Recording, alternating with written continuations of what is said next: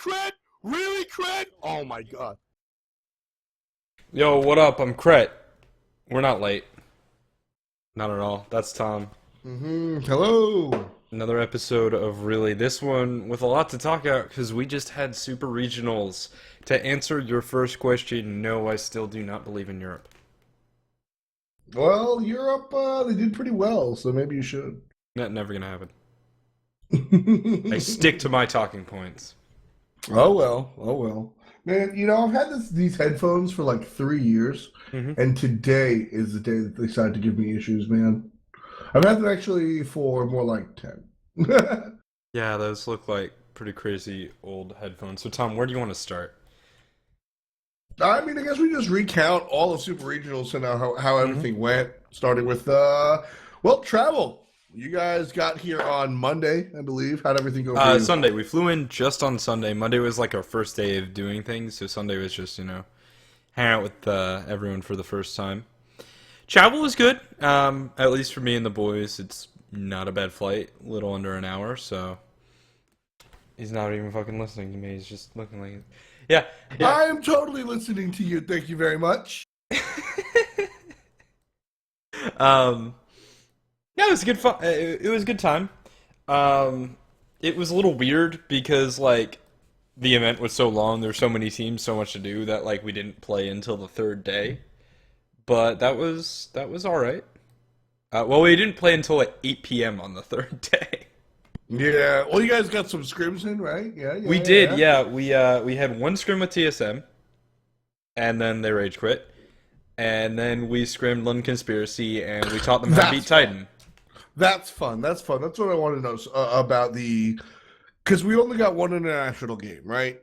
Right. But you guys got many more. You guys played London Conspiracy, and you say you taught them how to beat someone. Huh? 9-1, we played London Conspiracy, and we beat them pretty handily in scrims. A lot of that came down to Omega, the solo laner. Zashu, sounds about right. Not a bad player, but he's by no means world champion caliber. And Omega kind of destroyed him on Bologna.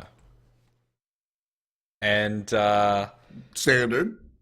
Yeah, that's pretty much what Omega does. The thing was, Zashu turned around and said, "Hey, Bologna's pretty good. Titan picked Noir. I'll play Bologna." And Brodus had a terrible time with it. Yeah, I mean, Brodus is the mid laner turned solo laner that never really turned solo laner. Yeah, Titan has this thing about taking people who aren't solo laners and making them solo laners. They did it with Confrey initially, then they did it with Nate, Ataraxia, and then they did it with Brodus. Yeah, it was it was a little bit rough. Didn't work out for them. But so talk to me. So basically, what? You played Bologna against LC, and Zashu was like, "Hey, I should do that too." Or yeah, was pretty it much. More of a conversation. No, it was Zashu was like, "Oh, hey, I should do that too." And in his post-game interview, Emilzy credited us, not by name, because you don't talk about scrims at a LAN event. Right. Yeah, he was like, "Yeah, we scrimmed this team, and they showed us that Bologna's really good, so we played Bologna. It was really good." All right. So one of the big things about the LAN in general, was Chalk. Yeah, Chalk sucks. What? Why was Chalk picked so often? Because Maniac and Zelia play a lot of Chalk. And it just Yeah. spread? I mean, it didn't spread that much. I think it was mostly them. Who else played Chalk? I feel like we saw some Chalk out of some other teams as well, but I haven't gotten a chance to sit down and look at the notes. I think the more so let's go through the picks. Let's look at it from the lens of picks. Bastet performed super well. I think a lot of that had to do with Cuvo, who played a great Bastet, and Adjust, both doing very well with the character. At one time during Super Regionals, Bastet was 7-1. Yes, I think a large part of that had to do with a lot of with the attention to less Soul but more Zeus. Bastet does very well against Zeus, especially now that he doesn't even have the movement increase. So there was a lot of Zeus, and probably for good reason. And although Bastet didn't exactly counteract the Zeus, she does well against Zeus, so she was picked and Yeah. found success elsewhere. You know what I mean? A lot of the I mean, so Zeus can kill the cats. That's not why Bastet is good, but the cats will absorb chain lightning, which is nice. And I think more Yes. importantly, Bastet can jump in, do her damage, and then jump out before she gets shield chain lightning, which is what Exactly. normally kills junglers.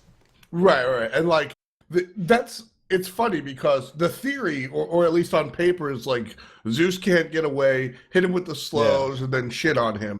And I think people thought about that initially when they picked Bastet, and then very quickly realized that's not going to happen. But hey, I can get in and out before he shits on me. Yeah. Hey, So you at know, least like- you're not feeding. Yeah, 'Cause, so I feel like she was picked for the very clear, like, slow down Zeus, but that didn't go down, so they just settled for the off-label approach, which worked fine. And the thing is, you have to kill Zeus. That's sort of what he does. He adds a rule to the game that says if you don't kill Zeus, you're screwed. The thing is that with picks like Geb or Khepri, killing Zeus can be very dangerous, and Bastet just alleviates that. She's less likely to die in the process.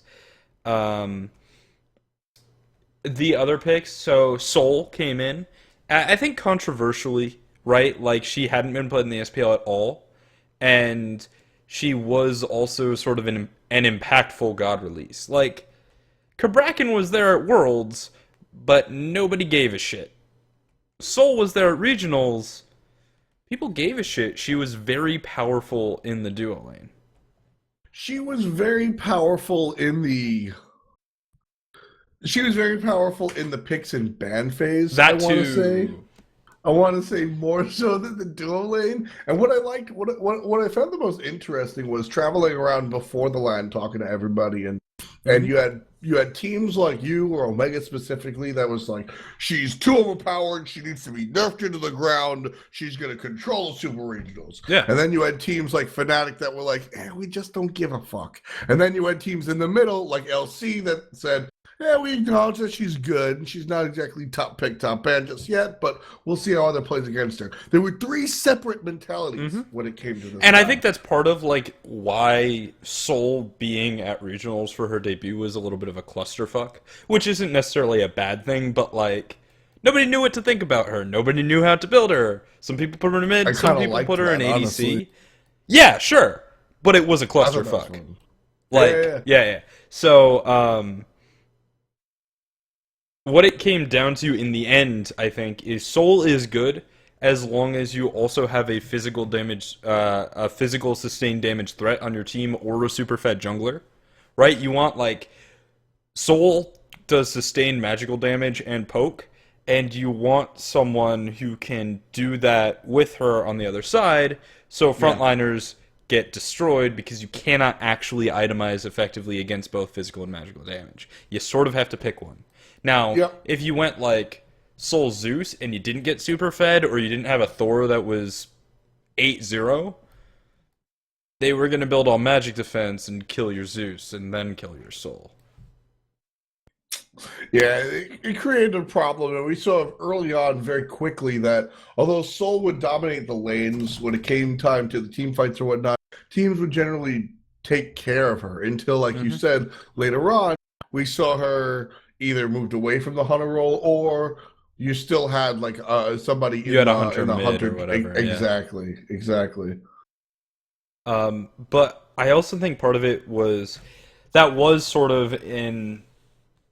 I think what Omega was right about is that yes, she was in fact very, very strong with the right strategy, which people didn't really understand until it was too late. And also, she was that strong in the laning phase. Sol won lane. Oh, yeah. Unless you were up against, like, Khepri and an aggressive hunter. Khepri Neath could handle Sol in lane. That's about it. One of the cool things that I liked about Sol being introduced into the game was how interesting it made Neath. Neath was a high pick, not first pick for, especially, Sol impacted the Paradigm Fnatic matchup really strongly. Because those teams already prioritize Neath because they play her in the mid lane very, very well, both Lobster and Zeros. but still not a top pick. With Soul on the table, Neith became top pick, top ban, which was so interesting to watch the picks and bans of those guys play. So, Soul, one of the important things as far as actually, so question to you, Krett. After all said and done, a week watching Soul, how do you think she was at the point of balance at the time of Super Regionals? She is too strong, and I don't want to say too strong. She is above the middle line and should be normalized. All right. In other words, she needs a fucking nerf! Because her poke is super strong, she's super hard to go on, and I think most unbalancedly, she also shreds towers, like, ridiculously well. It's interesting because so she does obviously super well during the early phase and the laning phase, but she has an abysmal mid game, and her late game. I think her strong, abysmal is mid punishable. game is a function of people building Soul differently, right? Like, it's who is it that said? I don't remember who said this, but someone was like, I think it might have been Barra. He was like, "Yeah, well, when you're gonna deal with Soul, you look at her build, and if it's CDR Soul, you ignore her because she doesn't do any damage. And if it's Power Soul, you kill her because she only gets to use her 3 once. So you can sort of handle it if you're smart, but I still think she's really strong.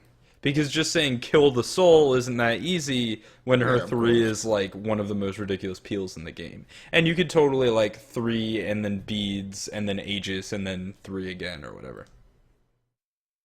It's a process, I suppose. Yeah, I don't know. I think that Soul was closer to balance than a lot of people anticipated going in. I think a lot of people sat there going, "Oh my god, she's broken. This is stupid. The game is going to be so dumb." And while she's strong, I don't think she like broke the game like a lot of people anticipated. I think she did break the game, but not in the way that people anticipated. I think she broke the game in that we went into Super Regionals with tank meta, right? You were playing Zhang Kui, you're picking super tanky Soul and your super tanky Guardians. People were building Urchin on their supports. You often had a jungler that was like, I'm going to buy Jodens and then build 1 million tank items with a Mail of Renewal, right? And Soul with that hunter, Zeus mid with a hunter, or Freya with a hunter mid, they do counter that. So they did break the game by way of breaking the meta, which I think is one of those weird situations where something seems imbalanced, but really it's just the counter to what everyone else is doing. Now the question is, what's the solution to that? Maybe double assassin would be like my first thought, but who knows really? And maybe that counter meta of sustain magical, sustain physical is too strong. I don't know. We'll see. We'll take a look. I'm sure the game will be patched before Worlds, that's always the interesting so let's part. talk about the other OP thing that was super noticeable. Xing, man, he was so strong. Partially because his kit does everything. Xing did very well. Yeah, played definitely pretty well.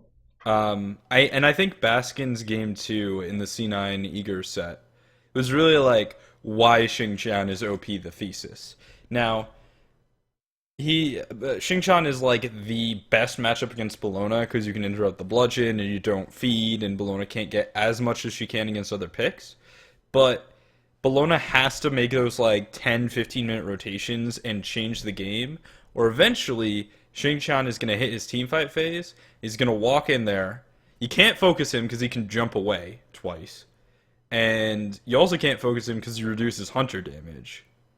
And he just does crazy amounts of damage with full tank builds. He's really strong. Yep. On the other hand, Zhang Kui was like the opposite. He underperformed pretty hard. And I think that was the story of like North America, right? Well, Zhang Kui was valued very highly at the beginning of the Super Regionals, and it did work until I mean, we were talking about this at the end of this at the end of the week with me, you, and Bart, and a whole bunch of other people, but mainly me, you, and Bart. Zhang Kui had the Poseidon effect happen to him this week, where, oh wow, this is what Jean-Qui does. He walks into a team fight, does that much damage. Why weren't we doing this before? And then he wrecks it for a while, and then somebody goes, Shell! Yeah. And he just doesn't do anything ever again. Like, Yeah, and so what happened was in games 3 and 4 of C9 versus Eager, C9 learned that Jean-Qui isn't that great, because you can shell, and then he doesn't do a damn thing. In game 5, we learned that Jean-Qui isn't that great, because they can buy a shell, and he doesn't do a damn thing. And then in all 3 Envy games, in the first 2 enemy games on Saturday and Sunday, teams lost because they didn't realize that Zhang was bad. Yep, exactly. We saw a couple of teams just sort of over-prioritize him after the whole, like, well, we'll just buy a shell, and then the onslaught comes, and then we just kill him. Right? You sort of wait Or don't. out and you It doesn't kill him. matter, because Yeah, it didn't do exactly. anything.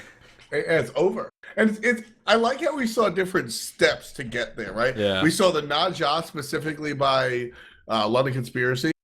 And we saw Cheerio just like, all right, the second he ults, I'm going to take him to the sky. And Yeah. it's going to be irrelevant. And it totally worked. And then, like, the next step was, instead of playing Naja, we'll just buy Shell. And it was totally fine. Yeah. Yeah. There was this intricate situation. Well, of, and not okay, only we that, ult. but, like, his early game is also trash.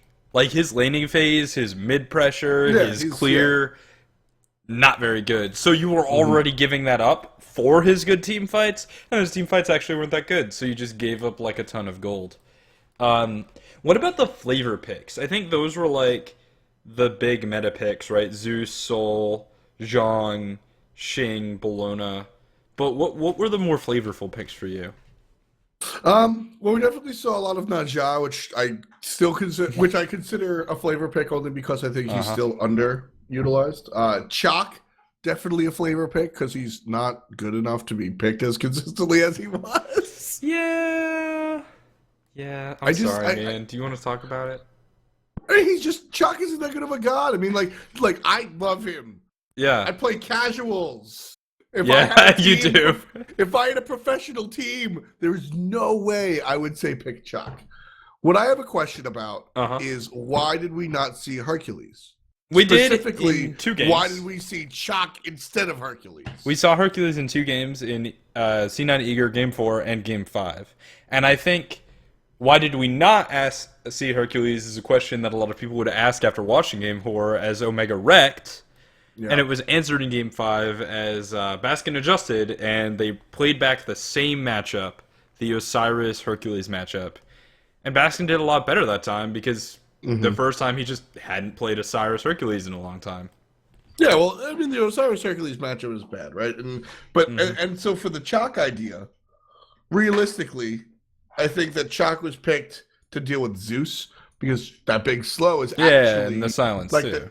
the slow and the silence is actually relevant against Zeus specifically, right? But we saw Chalk picked when Zeus wasn't in the situation, and I can't help but think that if you just hot swap Chalk with a Hercules, it's a better pick. In those situations, I just think it's a better pick. Often, I don't want to say always, just because, like... No, of course not. Nothing's Hercules ever has some always, but in really those bad situations- matchups that, like, other warriors don't even care about, right?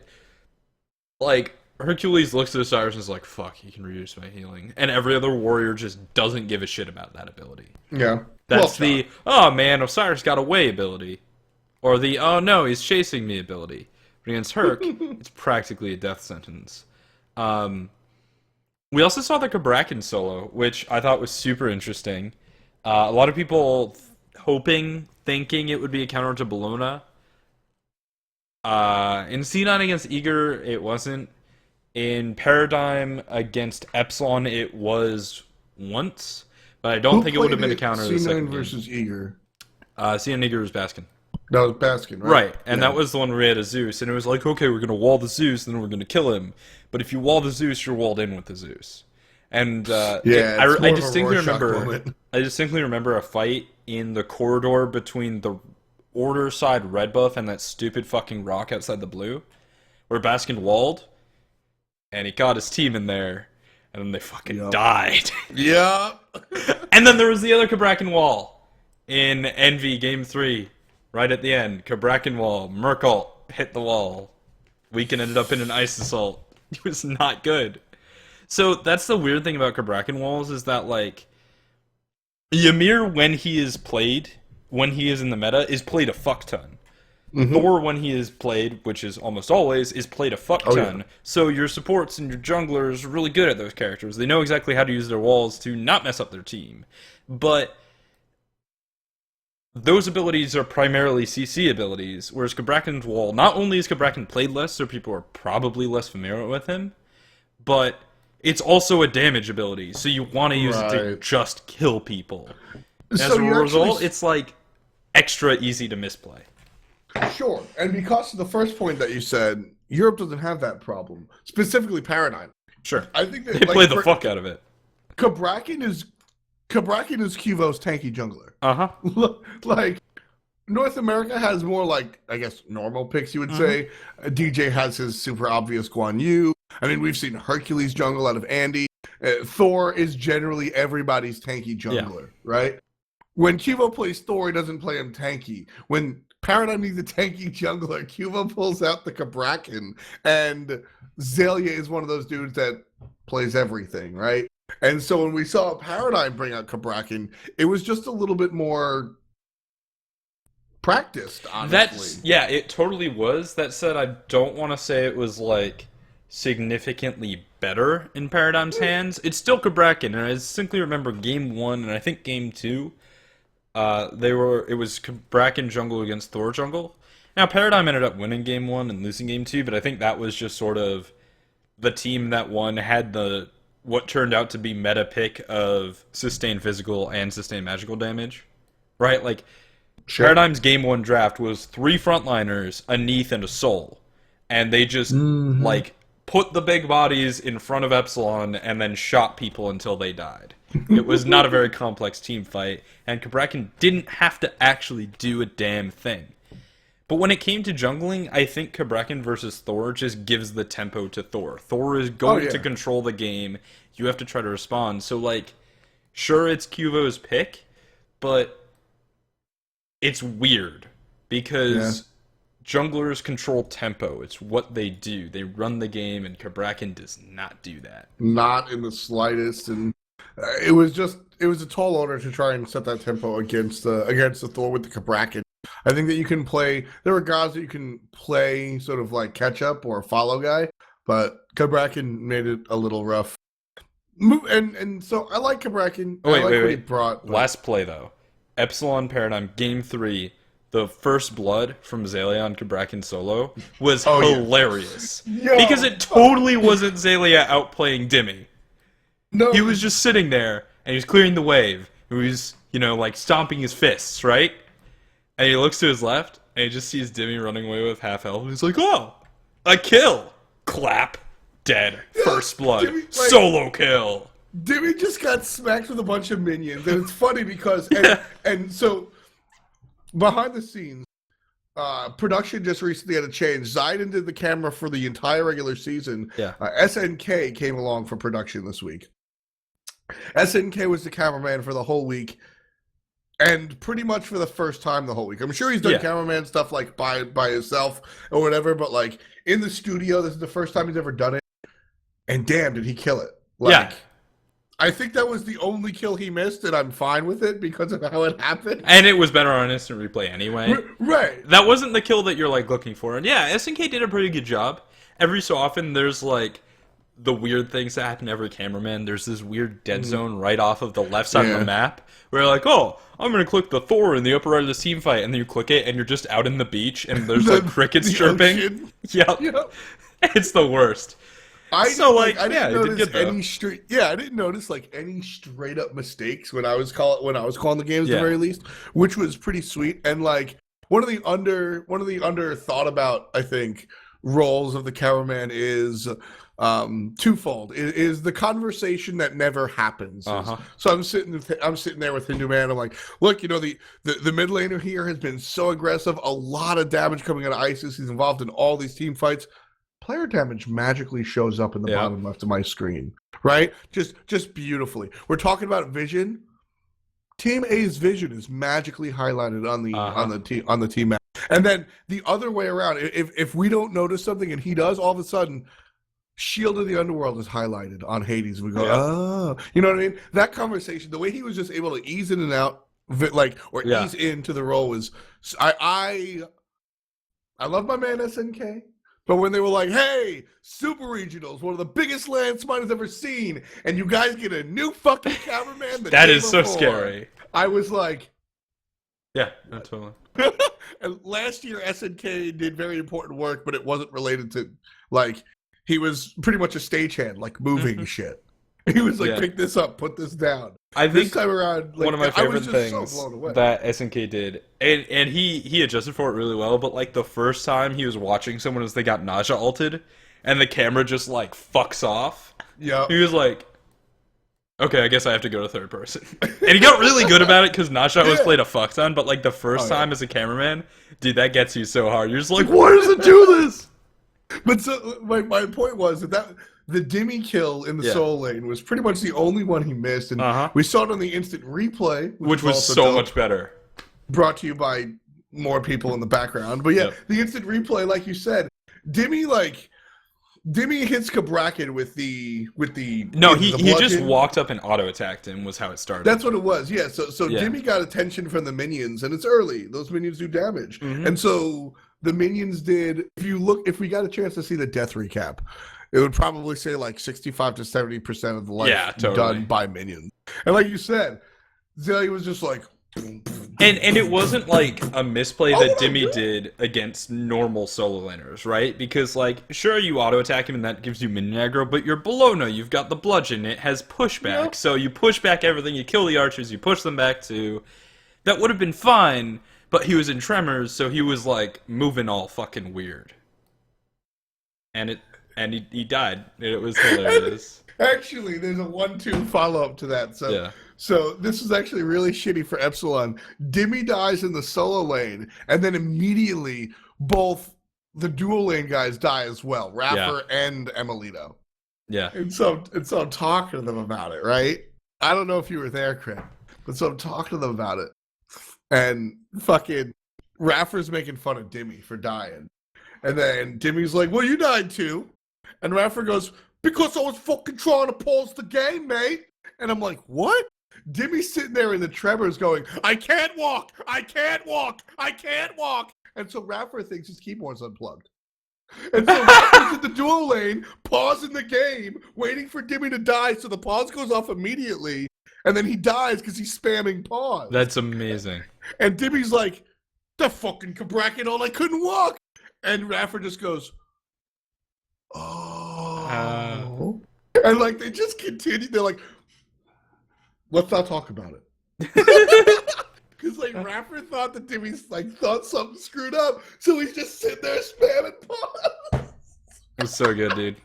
And Dimmy's just like, that move is bullshit. And immediately Raffer got it. He was like, oh, that's why you can't walk. Oh my god. And like, he just felt, he was so mad. That's the type of fun stuff you get. Yep. That's the type of fun stuff you get. So just the guys on Epsilon for that one. The last niche pick, and I want to talk about it just because I've been tweeted this question like a million times this week, is why did you pick Thanatos? Oh, okay. Yeah, okay. the why did you... Well, why did you pick Thanatos question? I feel like you want to end the gods moment on that, so let's talk Bacchus solo real quick.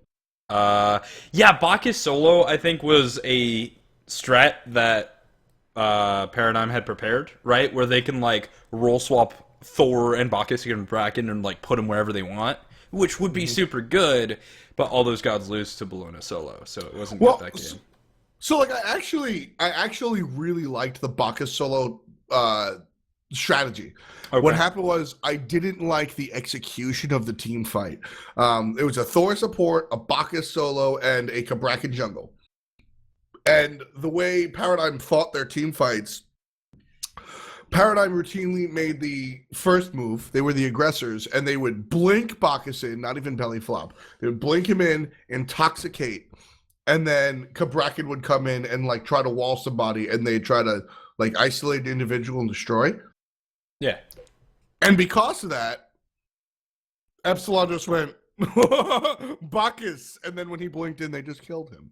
Yeah. Because the CC wasn't fast enough. I think that we would have seen a lot more success simply if Cubo Fred Thor initiated.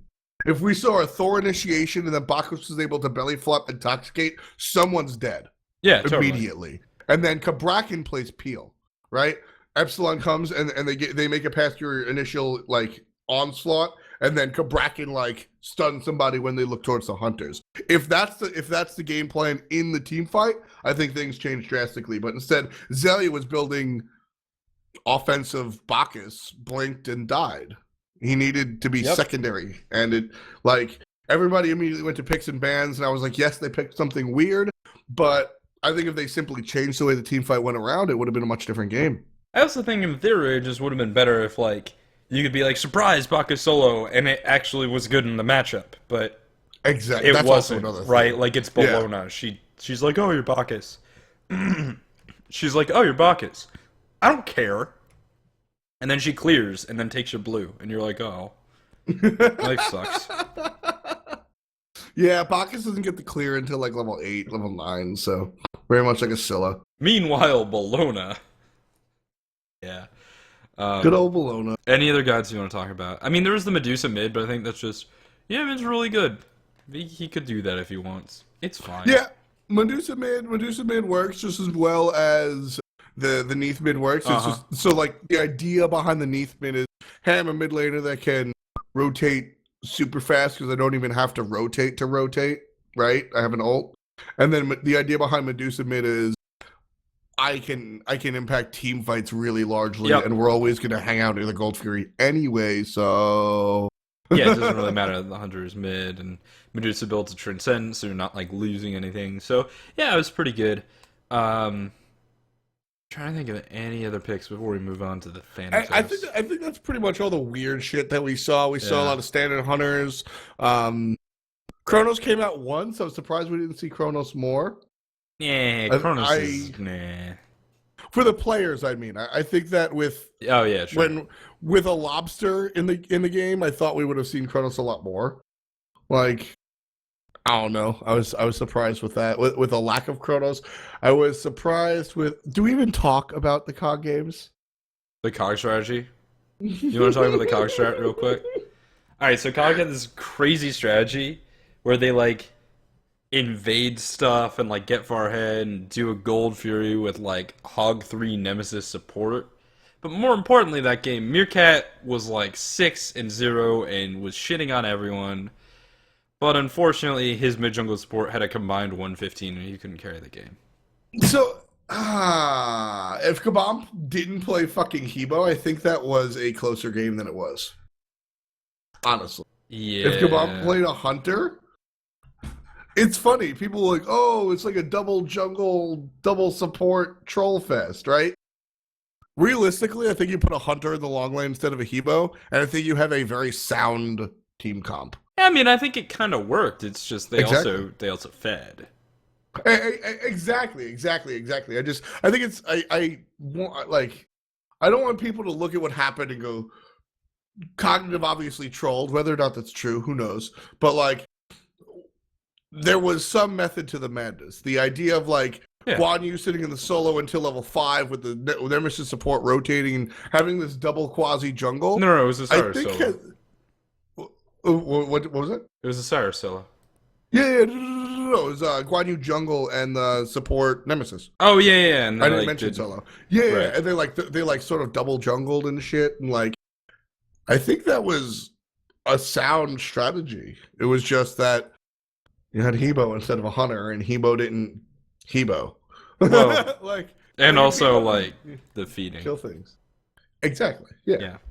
A lot of strategies look a lot better when you're not feeding. Shoutouts to Game 2 NV Eager with the salty run back. Yes. Remember that one? Where the first time we did it, we drafted the exact same comp. And I think in Game 2 they replaced Mercury with like another pick that was not significantly different. The first time we ran it, our dual lane fed. Second time we ran it, we destroyed because we didn't immediately feed. So that was nice. Yeah, and I mean that was a story with your last game as well, right? Like you guys picked interesting stuff, and people saw the Thanatos pick and just wrote it off. Yeah, so But the it Thanatos was about pick, the execution, not the pick. well, it was about the execution because they had 3 tanks and you can execute the fuck out of them.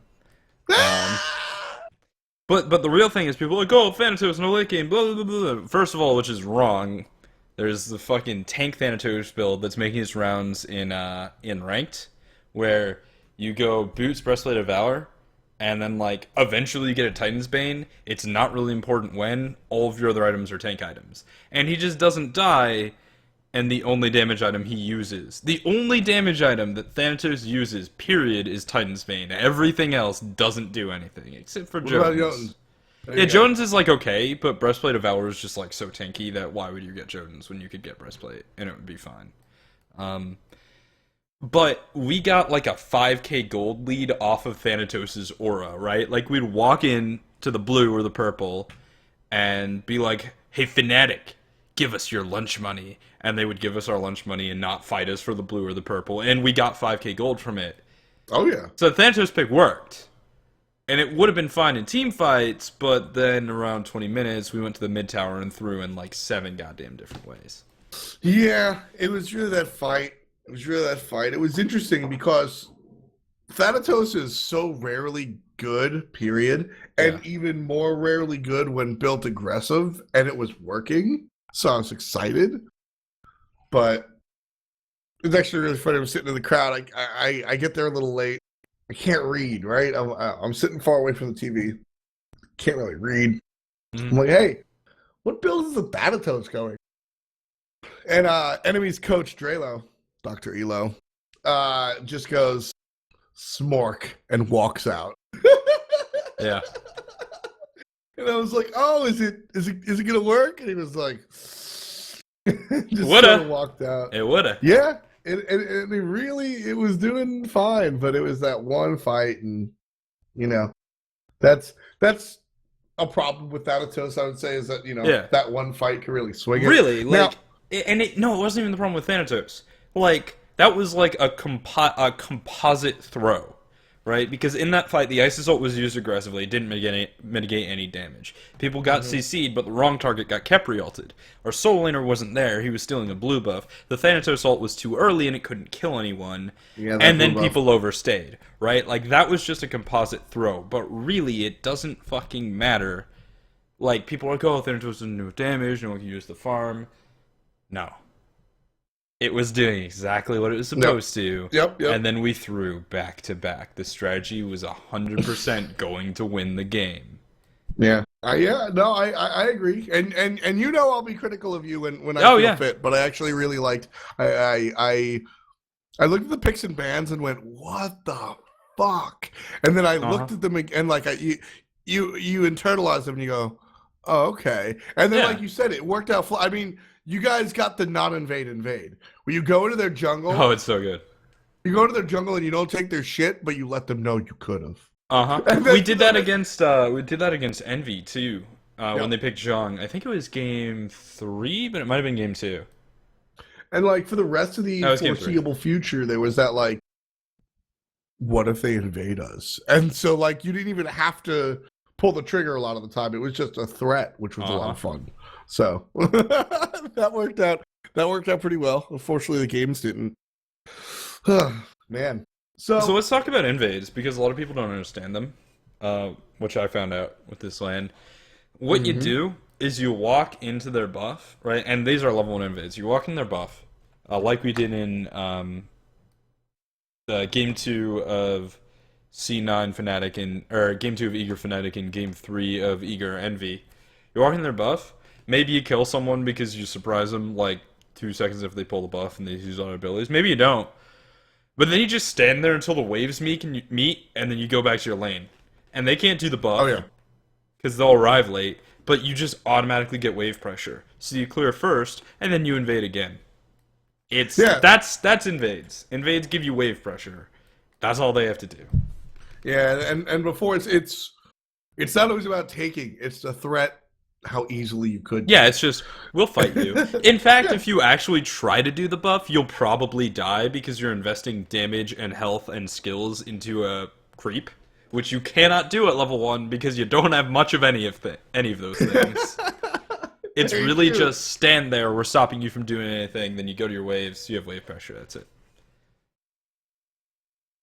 Yeah, so I mean, unfortunately, because of a myriad of reasons that aren't Thanatos, you guys wind up losing and not going. So we've got 2 NA teams that will be going to Worlds, and the 1 and 2 seeds aren't them, which is always Not interesting. surprising, actually, given Not Smite. surprising. That's No, for it's sure. not. Not Smite surprising. So we've got the 2 teams from North America that are going are. You could have told me that we would see C9. Cloud9 at Yeah. Worlds, and I would have said, well, that makes a ton of sense. Uh-huh. And you could have told me that we were going to see Enemy at Worlds, and I would say, well, who's your drug dealer? Yeah. But Enemy has apparently been using that same drug dealer for performance enhancements because they suddenly got real good. and like that's the thing. Y'all know me, and I have sat here when Enemy won 7 games in a row. Yeah. I sat there for 3-4 weeks going, not that good, Yep. not that good, And they weren't. and exactly, and that's the point. Yes, keep going. And they weren't. They just, like, started the split against teams that weren't really that strong. Yeah, And when they got up against the stronger teams, they lost. And then they went into LAN, and they performed really well. And also TSM and Envy didn't perform that well. It was Right. the teams that Enemy beat, those teams performed lower. But Enemy still performed a fuck ton higher. They did really well. I'm super excited to see them representing North America at Worlds. I also think that Enemy, I mean, we saw this happen in the middle of the split with Cognitive, where they were a decent team. Yeah. DJ Pernick has recently put something out saying, like, they didn't get really a chance to play as often as they'd like to, blah, blah, blah, blah, blah. Yep. But with Enemy, it was always like the sum of their parts was not equal. The players were always very good. I mean, Vicium has been, for as much, like, people always call it talking shit, so I'll just go with it. For as much shit as I talked about Enemy, for as much as I analyzed them towards the negative side of things, I always gave credit to Vicium. I thought that he was always one of the better hunters, believe it or not. I thought that he just didn't get a lot of the spotlight. And we know what to expect out of Payne realistically, right? He's not stupid. No, he's Like, not. The problem Exactly. is that Payne is a player that is playing Smite, and at the time, he's playing Command and Conquer. And that's very difficult to do. So, every so often, you see him do weird things, and that's okay. And sometimes he goes really aggressively, and his team goes in with him, and it works. And they make a play that Exactly. probably shouldn't have been a good play, but everyone committed, and it that's what you do. And And to overall, be fair, that's the story of Epsilon, right? Sure. So I think what's most exciting, though, is there are 2 NA teams going to Worlds, right? Who knows Yeah. what the fuck the other teams are doing? I mean, given the fact that there's, like, 3-4 months off, it's a safe bet to say that most teams will have roster changes if they didn't make Worlds, so who knows if those teams are even scrimming right now. So who's C9 going to scrim? Probably Enemy, right? Because Yeah. who the fuck else are they going to scrim? yeah, it's true actually. And scrimming C9 is the fucking hyperbolic time chamber. I mean, you guys could talk to it. You guys could in C9, right? We over the course of the split, we scrimmed them maybe 4 times. We learned a lot from those 4 games, and more importantly, we learned a lot from taking them in a best of 5. Like that Yeah. best of 5 improved our understanding of the meta in North America by like 50%, and C9s as well. Yeah. So, I mean, really, I think the conversation here is less like Cloud9 did what everybody expected them to do. They stepped up. They did well. During the regular season, they earned a lot of losses, or they got a lot of losses that they didn't earn. Oh, well. And then, they performed well. They performed even better towards the end. Hooray, no Yep. big conversation. Like, I don't think Envy's there's anything roll to swap. analyze for Cloud9. Envy's role swap? Yeah, a lot of people talk shit about it. I want to quote Jeff Hinla when he said, Sure. they role swapped and then they started performing a lot better in scrims. I think it was the right decision. I'm paraphrasing. But, Yeah. like, it was probably the right decision. It makes a lot of sense. Kiki didn't play Janus, and he played supportive mid-style, so just give him Gab. Right? Sure, whatever. It's funny. Like, Kiki played supportive. Kiki played a support-oriented mid laner, but he played the mage pick support-oriented, right? Yeah. But He he never also, really- like, didn't play Janus, which was Yes. always weird to me. Yes. And so Kiki never really was a support player, to my knowledge, unlike Incon, He who started did as play a it at mid one player. point, but he played, like, Bastet and Bakasura support. Right. So not really, and definitely not in the way that Incon was a mid laner in the past. Yeah. And I actually think Kiki support performed a lot better in support than Incon did in mid this week. I think that Kiki played. I think Kiki might have been one of the better performing players on Envy overall. Honestly, Yeah, this week. honestly, though, I don't think Incon was that far behind, except for when I agree. he had Zhang Kui 3 games in a row against us, and, like, Yeah. oh, my ult got shelled, what do? There's no mechanics to the character that you have left. You can't outplay anyone. Just die. Yeah, that was a little rough. I mean, yes, sticking over to the north. Yeah, Envy just their role swap wasn't their issue necessarily speaking, but I actually think it was a step in the right direction. I think it's just a continuation of what we started in the regular season, of just a decline. A lot of the players didn't mesh well with the meta, and that created like tensions, and that. Yeah. I mean, sometimes you're like, okay, this isn't working. We can't go into land like this. We won't win. So you switch something up. Sure. Maybe, maybe they had Korea. He was their 6th. He was their sub. He was allowed to play at the land. Maybe they could have put him in as well if they wanted to. That In might have been whatever role. interesting. Like, sometimes when something's not working, you change it up. Or sometimes you go for the salty run back. And Yep.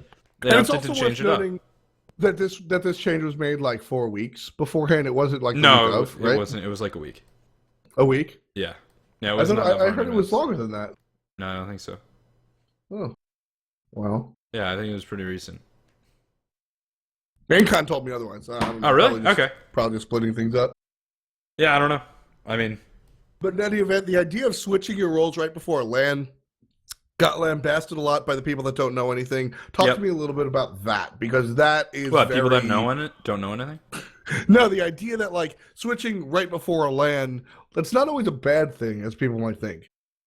Yeah, I mean, like I said, if you think you're going to go and land and you think you're going to lose anyway, well, first of all, if you think you're going to lose, you're probably fucked. Yeah. you gotta- Second of all, if you think you're going to lose, role swapping isn't gonna make that any worse. At worst case scenario, you still lose. You thought you were going to lose before, but maybe after your role swap, you think you're going to win. Or maybe you do win, or maybe it improves your team's performance and play, or people are more happy. Whatever. Sometimes you just try it. Yeah. I think, and yeah, NBA had some issues. I also didn't like the Nemesis pick. We see it in chat. I didn't really like the Nemesis pick. I understood it. I know why Weekend wanted it, which is why I won't like crucify him for it, but I think that there were better picks. And at the end of the day, I think the Nemesis pick was yards. I mean, Tons. they also picked one support, so. I still don't hate it. It's Zhang. That's what I didn't like. Yeah. I didn't like the Zhang. I didn't like the Zhang. I am more fine with Quan support than I am Nemesis jungle, and I still like Nemesis jungle more than I like the Zhang. It was just silly. So, I mean, wrapping up North America, Team Solo mid, this was obvious to me. If anybody picked TSM to win, I felt like TSM over Enemy was the way to go because Enemy wasn't a good team. Yeah, and TSM could have maybe coasted through that. Yeah, but I didn't see TSM like winning anything. They haven't had a winning attitude in a long time. They haven't really looked really strong together in a really long time. They didn't have the end of the season like Cloud9 did. But on the other TSM hand, maybe Bush killed everyone. Exactly. Like TSM, I made this analogy at LAN pretty much. I think to you. TSM is that smart kid in high school that never really studied for a test, but Uh-huh. always got 90 plus because it's just not that difficult. And then once college hit, did the same thing and got a 60 and cried. And was like, what is going on? Are you I have to study for this shit? Yeah. You're telling me that everyone got better? Oh, god damn it. And then they just lost.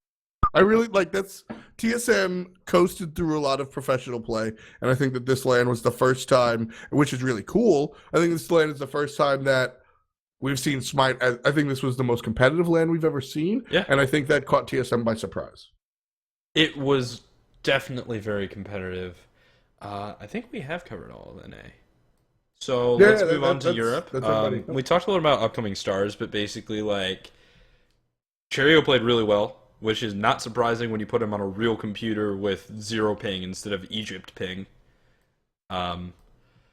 Arrow is the same good player we've seen before. Shaggy Shank is reliable, though he didn't play Soul, which was interesting. They put it mid instead of playing in the Hunter, and Emilzy is a god. Zashu had some good Bologna games, but I wasn't super impressed with him past that. Yeah, Zashu, I think Zashu stepped it up. Zashu, I think, was always sort of the weak link of this team. And by that, I'm just identifying the lowest common denominator of the squad. I think the Soul Lane was the Achilles heel of London Conspiracy. And although Zashu did step it up, I don't think it was enough. Mhm. But for what it's worth, And there was Cherio, also, Cherio. There was also, like, visible inexperience on Zashu in, like, matchups where he could get his bludgeon interrupted, so he maxed it instead of maxing the 3, which is, like, how you do that. Right. Whatever. Cherio, though, he was a killer. Cherio is Cherio is Egyptian, plays on Egyptian ping, which I like. Just I never wanna sounds hear terrible. I never want to hear West Coasters complain again. And like realistically, you know, it's not a matter of like who's allowed to complain the most. But like Cherio plays on Egyptian ping, which is he was telling me he's used to like 175 plus. Uh-huh. And so that's why during the regular season you don't see Thor jungle out of LC.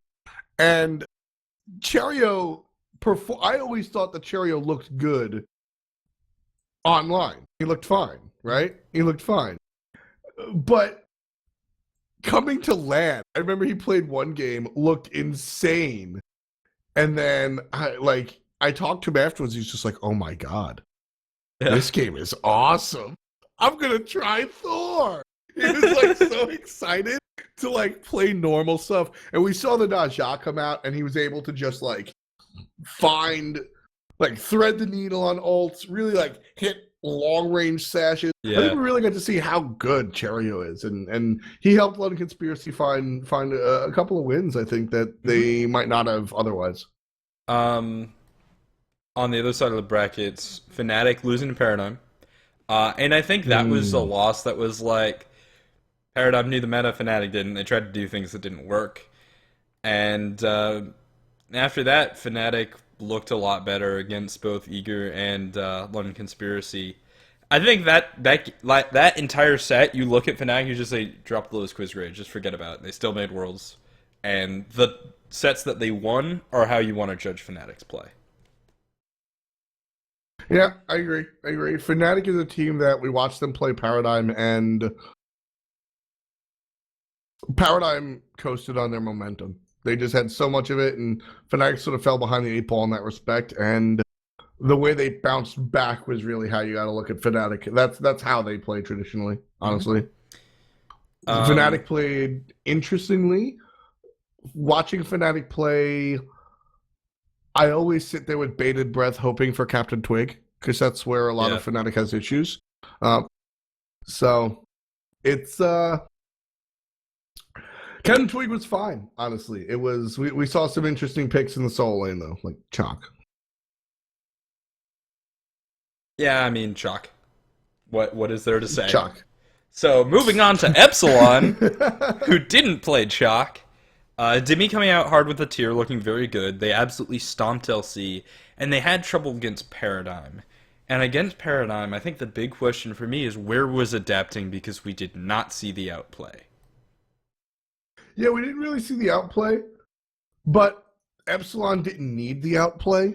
which I think or was so we thought. Like, they didn't need the outplay until they faced Paradigm.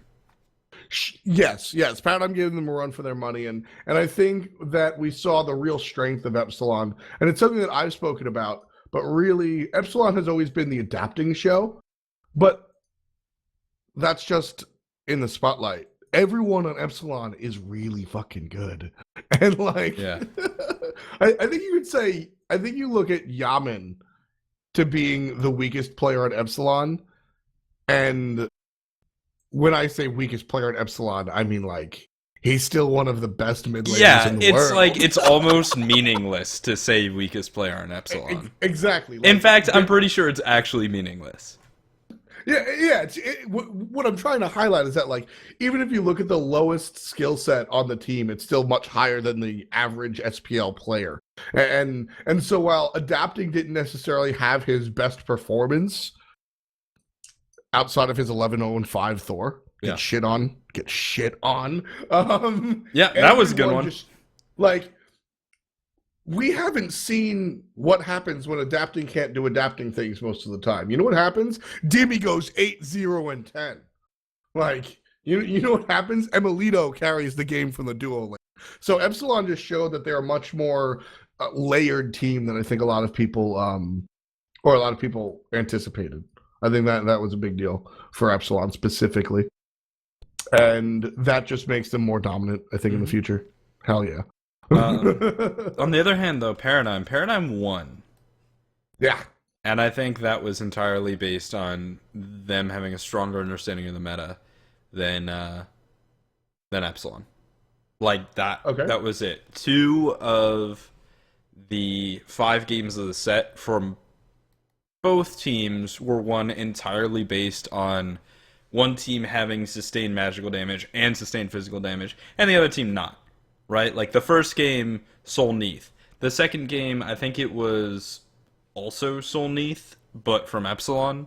And that just kept happening. I think the most extreme example of this was, I want to say it was game 4, where Dimmy played the Habla, right? And he built a Breastplate of Valor. A Breastplate of Valor might not make a whole lot of sense on Habla. But when the enemy team is a Hell, who is not going to be doing damage because she's either trying not to die or healing, and a Bacchus, Breastplate of Valor mitigates all of their damage. Sure, Bacchus will take you to 60%, but no one else can kill you because you just bought 80 physical protection. And so Dimmy kind of just murdered everyone. Yeah, Dimmy went out of control. Dimmy was, and I like to, this is exactly how I like to see Habwa employed. And sure, we're done talking about Epsilon, but I do want to note that I like seeing Hebo once in a blue moon completely tear people apart because he's like, that's his job is to like, oh, you bought all this physical defense, get shit on.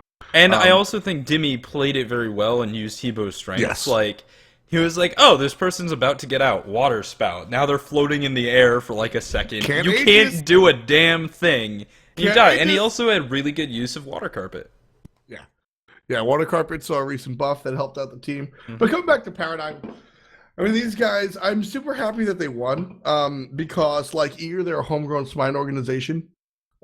Zimstar owns them. Zimstar was an old pro. He subbed for them in the past. I don't think we'll see that ever again. But it's Paradigm has a lot of the same markings, in my opinion, that a TSM or a CLG does. I think that there's a lot of smarts at the top of the helm with people like Zimstar. Lydia's done a good job of getting the name out there. But essentially, Paradigm, for those that don't know, is a homegrown Smite organization by Zimp.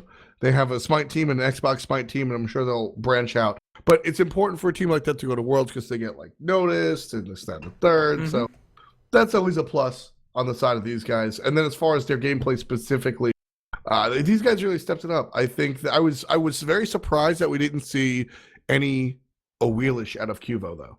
Why not? Awelish sucks dick in team fights. Like, she's just so bad. See, Thanatos is okay in... People say Thanatos falls off. He doesn't. He's okay in team fights because all you need is a Titan's Bane. And you build tank items, and you still do damage, and you don't die. Awelish needs damage items to do damage. But she needs tank items to not die. and she can't do both of those things, so she sucks in team fights. If you can pull people and get picks off, she'll do well, but good luck. I mean, there's cheese possible, right? Like Cog ran a Hubwa Wheelish duo lane.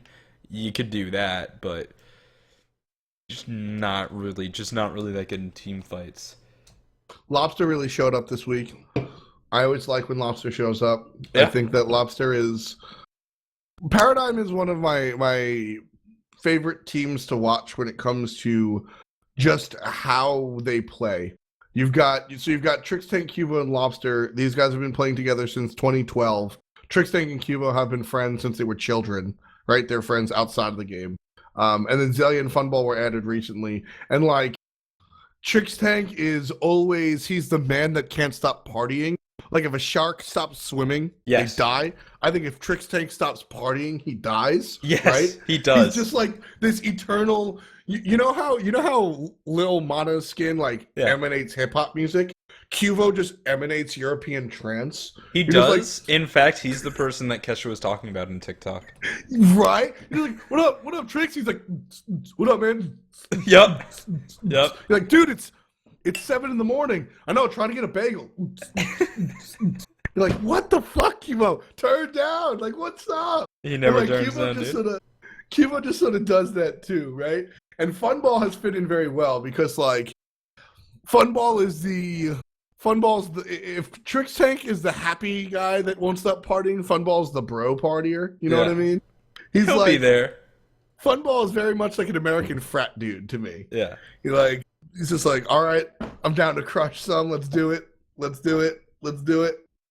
Zelia is always the odd one out, but you've got Lobster, who's always. Well, you've got Zelia as the odd one out, and then Lobster just never looks like he's having fun. Yeah, that's the thing. First of all, don't give my man shit because he doesn't smile. Neither does Zeros. Neither do I. Deal. That's true. But so Lobster is just always the voice of reason. He's just like, yes, we can party now. No, we can't party. We have to play tomorrow. Yeah, and like. I always love listening to their comms because you've got Trix going, yeah, let's fucking go, boys, and then you got Funball like, I didn't even have to show up. I'm that fucking good. Hell yeah, give me that fucking high five. And Cubo's just like, woo, and Lobster's like, excellent, fire giant, and the team's like, do the fire giant. Oh right, let's do fire giant. Yeah, woo. And he's like, you tank. And you're just like, oh, okay. But Lobster just keeps that shit he does. On lock. And it's a lot of fun watching these guys play. I think they're one of the more fun teams to really enjoy. So credits to Paradigm for making it to Worlds. I think they deserve, and being European champions. I think that they put in a lot of work. Talking to them a little bit behind the scenes, they put in a lot of work, and it was really fun to see them do it. Mm-hmm. On the other side of winning is Titan and Dignitas. Let's talk about Titan, because I was sad to see them kind of get demolished. Yeah. That team has been on the decline since Worlds last year. Yeah. And it has just continued. It ended with them in 6th place. I don't know what the problem is. I'm not sure they do either, but something is wrong. One, and like, preface, I like all these guys, blah, blah, blah. One, Brodus is an issue. Brodus doesn't work. Yeah, they need a solo laner. That's actually a solo laner. Yeah, I mean, Titan has never had a solo laner. They really had have 2 not. mids and a hunter. Like, 2 mids and a hunter walk into a bar, and all 3 of them say, I guess we can solo. Like, that's the Titan story. I mean, it's funny because I think Reppy always does his job. Mm-hmm. Repicas showed up, did what he was supposed to, hooray. And I think Pretty Prime, I don't think Pretty Prime always does. I think Pretty Prime played fantastically. Exactly. Like, he deserved to go to Worlds. Yes. Just not with his team. Yeah. Prime put him on the MVP squad, the All-Star squad, right? Yeah. Like, he played well. Yeah. It's funny because, like I said, let's ship Divios to Europe and put him on Titan. Ooh.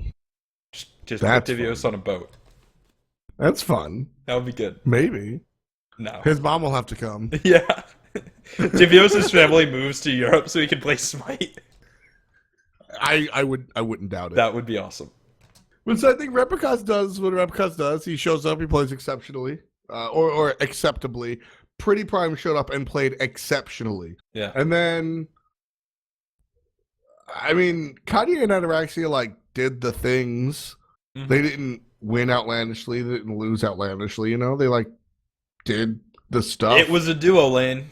Yeah, I mean, it was there. But Brodus really just, it was rough. I mean, it was just really rough not being able to play Well, Warriors. and it's when you go into LAN and your secret strat is Nuwa solo, you're fucked. Yeah. Shing knows that. Yeah. Shing knows that very well. So moving on to Team Dignitas, they took 5th place and they shaved off their coach's eyebrow.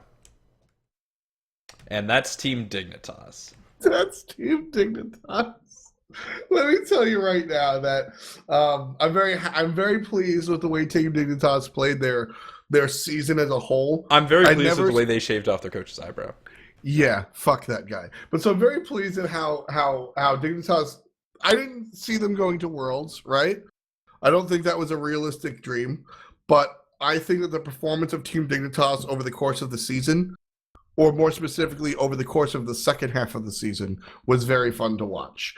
Or the fall split, I should say, is that, or so for the entirety of the season 2 actually, because Variety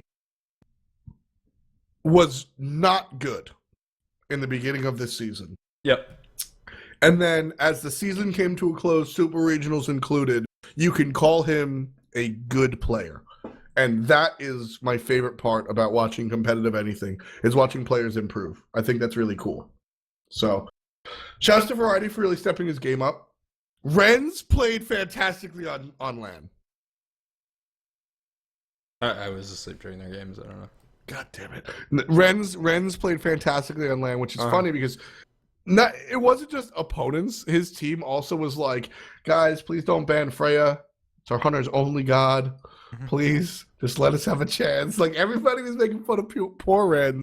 But he stepped it up. He played really, really well. But it was really funny because Renz, to me, he's been a guy, he's super appreciative of everything. And I mean, in a world where we see all the same teams, not to say that Cloud9 aren't appreciative, but they've said thank you to me 50,000 times, right? Like, we've already had that conversation. Renz is still like starry-eyed, like, wow, I get a name tag? Wow, that's my name. Wow, I'm on TV. Wow, I'm sitting at the computer. Wow, I get to pick a god. Like, he's still in the wow phase, which is so cool. I love it. One of the more genuine people. So Dignitas wound up being really cool dudes. The players were. And watching them really just do as well as they did, I think was really cool. So sure. Let's jump into the last controversial topic of the day, which is now that a whole bunch of people aren't going to Worlds. Well, first of all, expect roster changes because that's what happens when you don't go to Worlds. Who knows what they'll be? I have some ideas. I'm not going to tell you because that's not my place. I'm not TMZ. Well, your ideas are your place. By ideas, I mean like I know about some people who are moving teams. But once again, not my place. Yeah, no. I don't want you to tell. Like, if you have speculation, I would love to hear your speculation. I think every team that didn't make Worlds will have some roster changes. Like, all of them, because duh. I think tomorrow the sun's going to rise. Yeah! Sweet. But more controversially, because roster changes are boring until they happen, aside from COG is not a team. Like, there you go, that's your roster change. Roster changes are boring until they happen, but a lot of players are playing on Xbox now, and a lot of people are mad about that, and I think they're wrong. Like, the argument of get these pros away from Xbox is like, oh no, our scene will lose to these really good players, so keep them away from us. And I'm like, what is this, like high school kickball? Yeah. I mean, so when it comes to leagues, that leaves a bad taste in my mouth. But at the end of the day, they're third-party leagues. They're not high-res leagues. So those rule sets are, like, as far as high-res is concerned, that's, like, limited interaction. We can't exactly tell you how to, like, run your league. You know what I mean? Yeah. So That's sort of it. My personal opinion is I don't like the idea of PC teams joining leagues and then bailing. Yeah. But open bracket, fuck you. Yeah, It's an exactly. open bracket. Uh-huh. And like for what it's worth, I think that's where everybody that I've spoken to for PC that's playing Xbox are doing open bracket at Worlds. And it's like, well, it's an open bracket, but if you have played a Smite game on PC in the past 6 months, you shouldn't be able to play. And if your sister has a Masters account, you shouldn't be able to. Like, screw you, dude. Open bracket means open bracket. It's whatever. Yeah. You know what I mean? Especially because, like, if you fly your boys down there and get a hotel and you play in the open bracket and you don't make it to Worlds, you don't get money and you have to hold that. Yeah. Yeah. I mean, maybe you might as well go in because you were going to Worlds anyway, and everyone has an Xbox controller. But like, yeah, it's an open bracket, and a team that is flying out intending to qualify through the open bracket is also taking a risk. So like, why wouldn't they be allowed? And yeah, Omega's going to ruin you because he's been playing with an Xbox controller for 15 years and is so also excited. A world champion solo laner. I'm so excited. But he's going to be in the open bracket, so fucking deal with it. And it's dude, it's so exciting because I have like casted Xbox games, and I am always unbiased when I'm on the mic. And when it comes to like PC Smite, I stay unbiased even though I have friends in the league. Like, it's my job to analyze as well as commentate. So I always stay unbiased. But when it comes to Xbox Smite, I'm really excited to root for Omega. Yeah. Like, if I'm not broadcasting his game, I can be excited about that team. You know what I mean? Because I don't analyze Xbox Smite. So I'm finally, like, allowed to be a fan. And so, like, I love going out there. I love cheering for Dust. I love cheering for Hotbo. I can't wait to cheer for Omega. Like, it's so different to me to be able to Well, be because a you're fan. not involved. Exactly. Yeah. And, like, cool. I have the players that I like in PC Smite, but again, I'm always super objective. I'm so excited to be able to be like, whoa, let's go Omega, shit on him. Because, like, you can't really do that with PC. 'Cause, you know, you got to stay. So it's fun. I'm super excited for the open bracket tournament. Wait, does Xbox have taunts? Yes. Okay, then Omega will be fun. It's, what is it? It's I always call it square. But well, whatever. It's like yeah. As long as there are taunts. Command I know on Xbox. As long as there are taunts, Omega will be fine. Yeah, and I don't root for Proxy QQ actually. No. Any other issues to talk about? I think there's one I was going to talk about yesterday, but then I didn't. Oh, yeah, the World's Prize Pool was announced, and people were super mad. You see that? No. They were like, yeah, 10th place is 1%. What about sustainability? And it's like... See, Worlds isn't about that. Exactly. Because that's first of all, Worlds doesn't provide sustainability when it's only the top teams from a region. What? Like, it's not sustainability to give more money to the top teams, regardless of what region they're from. Sustainability is about paying the entire scene during the regular season in a way that is more similar to, like, a job, and you can support yourself with regular income. Worlds is like a bonus, where, hey, you've got a shot at a $500,000 check split 5 ways. With taxes. I mean, it's essentially in traditional sports what they call them. The players get contracts with salaries plus incentives, right? So there's sustainability in the sense that everybody's getting paid stupid amounts of money, but if you get MVP, you get an extra $5 million. Yeah. If you get Worlds, you get an extra $10 million. And that's the idea, right? So during the regular season, unfortunately, Smite isn't the biggest sport on the planet, so it's not $1 bazillion. But the idea is hopefully everyone that plays in the SPL 1 through 8 makes enough money that so they can dedicate. Yeah. Now, the current system's actually pretty good about that because the top 7 seeds make a decent amount of money, and the 8th seed is paid in gum. But so the idea is even the $20,000 of shame, right? The 8th place spot, is enough so that you'll probably need help elsewhere, whether it's via streaming or some other part-time job. Streaming is just the ideal because it fits in with your current job of playing the game. The idea is that you make enough that you can dedicate the majority of your time to Smite. You might not be able to like buy a car off of it or like live alone in New York City off of it. No. But no one's ever able to live alone in New York City. Exactly. So the idea is that it's sustainability and everybody can sort of dedicate enough time so that professionals look like professionals. When it comes to worlds and tournaments specifically, those are tournaments. That's where the meritocracy comes into play. Yep. Right? So when it comes to Worlds, it's about the first place team getting a fuck ton of money and the second place team also getting a fuck ton of money, and then everyone else getting progressively smaller fuck tons. So Haram brings up something in chat. 8th seed is greater than 9th and 10th worlds. No. So, like, teams get paid for this fall split, 1 through 8. That's the fall split plus the fall land, the super regionals. And then if you make it to worlds, you will make extra money. Like it's a separate prize. If you make it to worlds, you get 2 prize pools. One for fall, I give you the finger. One for fall, one for worlds. If you don't make it, you just get your fall paycheck. Right. And that 9th and 10th place, it is less money than the fall split, but like it's you got 9th or 10th place, which is like you lost and then you lost again immediately. It's still a decent chunk of money for literally a week of play. And it's not about providing sustainability to those teams. It's about the winning teams getting a lot of money. It's about winning. That's what it is. Winning. And everyone coming out. It is also about everyone coming out from all these different regions to represent their countries. That's totally cool too. But all these teams are like, okay, well the 9th and 10th place teams probably won't be from NA or EU, though it is possible. And maybe those regions in their primary season don't make as much money as NA or U do.